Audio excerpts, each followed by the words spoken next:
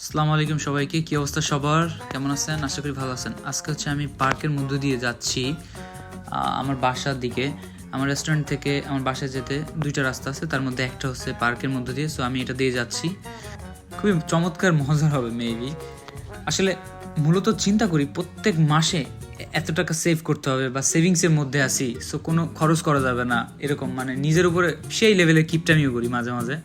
কিন্তু যতই দিন শেষে বা মাস শেষে এমন একটা রাউন্ড ফিগার পাই যে খরচ হয়েই যায়।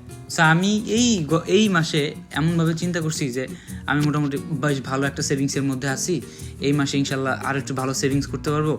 সো প্যারা নাই, চিল, এইভাবে করে মনে মনে উঠতেছি। এই হঠাৎ করে ঈদ কোরবানি চলে আসছে, সো বিশাল বড় একটা খরচের লিস্ট আমার কাঁধের উপরে।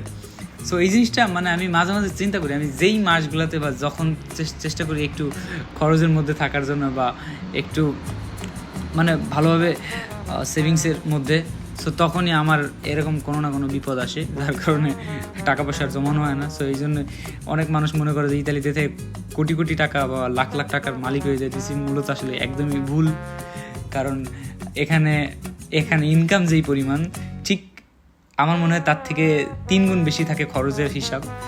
সো এইটা খুবই দুঃখজনক যে মানুষ 10 টাকা ইনকাম করলে তার দেখা গেছে চাহিদাটা 20 টাকার পরিমাণ থাকে আর খরচটা 12 টাকা এসে দাঁড়ায়। তো আমারও সেম চেষ্টা করতেছি। সো এইটা আমি ঠেকানোর জন্য। সো কারো যদি কোনো পদ্ধতি জানা থাকে তাহলে অবশ্যই জানাবেন। আশা করি এ পর্যন্তই। ভালো লাগবে ভিডিওটি।